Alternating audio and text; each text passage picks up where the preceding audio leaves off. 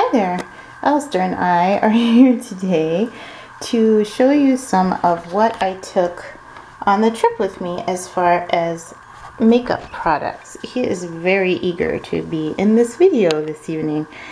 What are you doing, you silly boy? Oh, and here's Stephen too. He wishes to be part of our adventure together.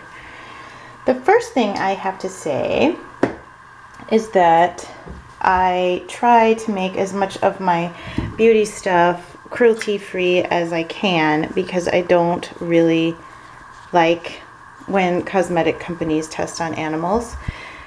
And yet there are some products that I have not yet been able to shift over from yet because I haven't yet, oh my goodness, I haven't yet found a reasonable product that fits the bill. So, for example, this eyeshadow and this blush are not cruelty-free. They have been tested on animals because I have tried other options and they haven't worked for me for various reasons. If you are wondering about cruelty-free options, then take a peek on your product for this little bunny rabbit. I'm going to see if I can get it to focus on that. It's pretty close though, so I guess not. There you go.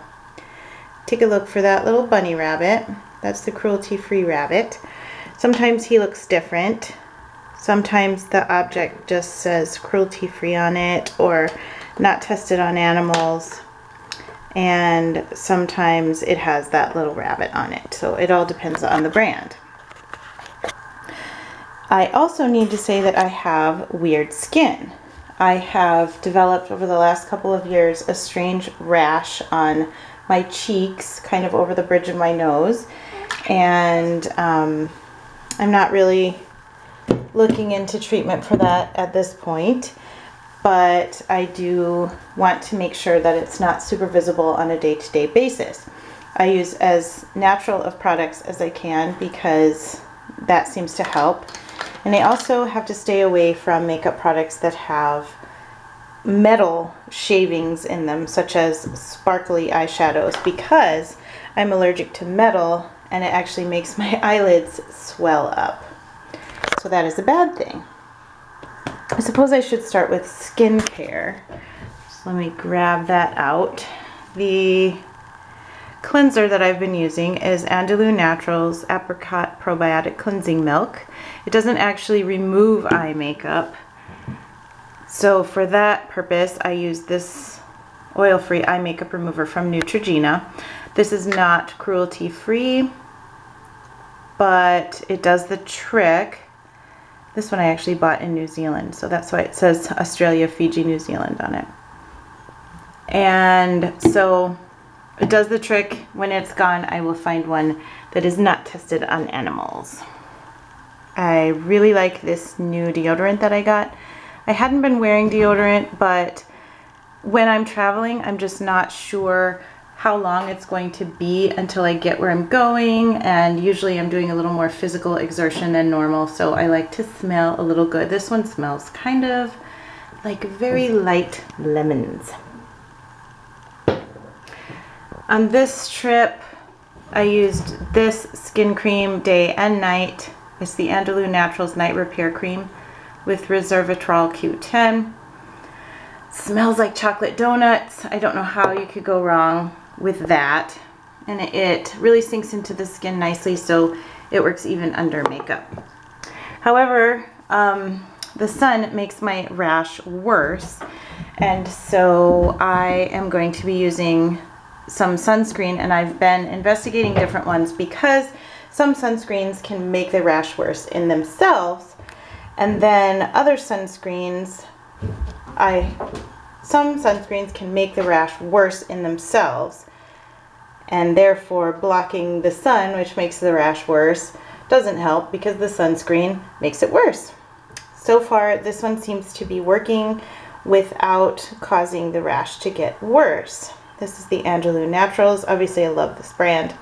BB Beauty Balm. And it says oil control, but I haven't really noticed any sort of tight feeling or... Thanks, honey. You're so helpful.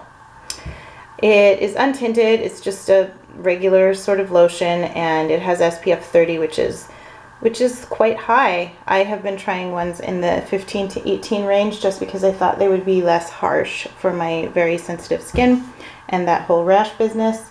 But for the last couple of days I've been using this, and it has not made the rash worse, and I haven't had any tingling in my eyes or on my cheeks, which are usually the sensitive parts.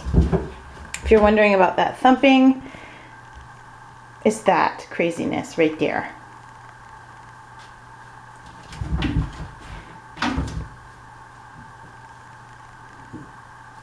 don't know what he's attacking, but I'm sure he sees something. What is it, honey? Mysterious something in the tub? Well, you're doing a good job of getting rid of it. Good job. Okay, I also use an eye cream by guess which brand? Andalou Naturals Luminous Eye Serum. I like it. I don't think it necessarily brightens my under eye area, but it's a little bit less heavy than the Repair Cream, which means that it's less likely to block up those delicate little pores under the eyes and be a little bit lighter for them, and mean that they don't get those little white bumps under there that are so unpleasant. Okay, on to a foundation. I like to use a mineral powder foundation. Oh, hello, you can see my little face in there. Mineral powder foundation because it's so gentle. I can't get this one open. You can see what it looks like in there. I use the color Neutral 2. I do have fairly pale skin, but also it has an olive undertone, so this one works really well for me. And I've tried a number of different mineral foundations, and most of them work pretty much the same. This one just has a lot fewer ingredients, is more natural, and matches my skin tone really well. It also doesn't appear to sink into pores or wrinkles. It kind of turns creamy when you apply it, and it lasts a really long time. So that gets high rewards from me. I use this blush. I love the color. I love that it has a slight sheen to it without actually having sparkles in it. And I love that it's not very expensive. I think it's like $7 or $8 at Target. I don't love that it's tested on animals. On the other hand, it does rate only a 2, which is in the very safe zone on the Environmental Working Group's website, which rates products for how many toxic chemicals are in them. So it is pretty good on that scale, which is why I chose to use it in spite of the fact that it is currently tested on animals. Hopefully they'll change that soon, and I continue searching for other options, and I haven't found one yet, even though I've tried a lot of different options. None of them have been as good yet. I love these little travel eyelash curlers. This isn't really a makeup or skincare product, but I got it on Amazon. It's from Seeky Edge. I think it came to me from Asia. It took a really long time to get here.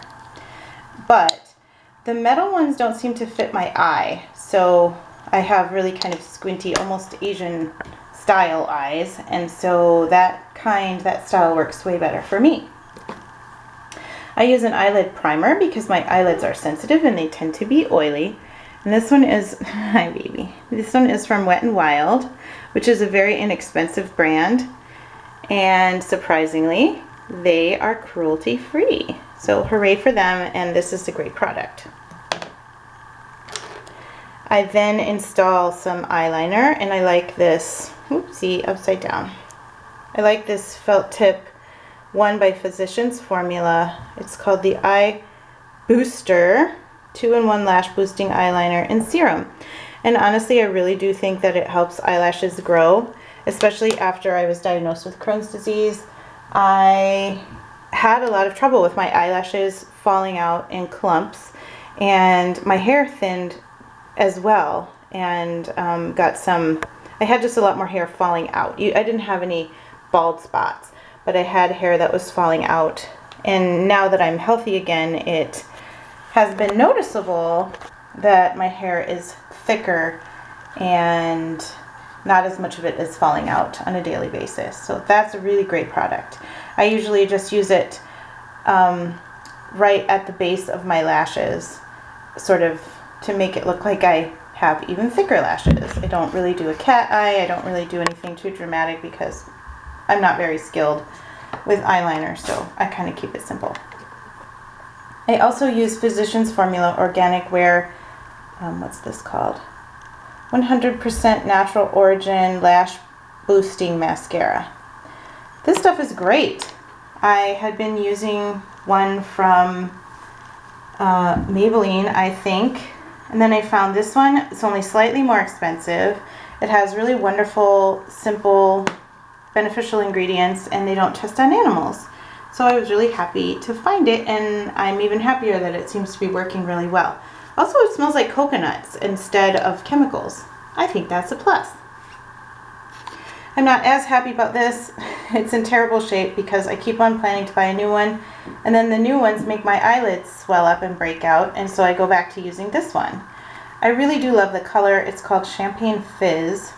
It's, goodness, it's by Maybelline, and I've been using it for a really long time. I don't like doing a lot of eye makeup. My eyes are really small. I feel, thank you, honey. I feel like just kind of defining them but sort of leaving them alone is the best plan, because if I put too much makeup on them, they seem to close up and disappear altogether. So I like kind of a neutral pearly tone, and this one is really good. It doesn't cause my eyelids to swell up and puff up and be swollen and painful and itchy, which a lot of even natural products have done, unfortunately.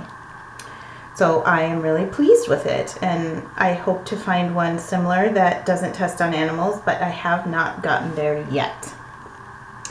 The last product I'm going to show you is my lip balm. This is my favorite one at the moment that is untinted, and this is the Lavender Mint Lip Balm from The Honest Company. And I got it online at Amazon, and they come in a little 3-pack with sweet orange vanilla, lavender mint, and an unscented one. And this one is lavender mint, which is my favorite. I also took a couple of lipsticks with me. My favorite one is a Mineral Fusion lipstick in the color Exotic. That is my absolute favorite.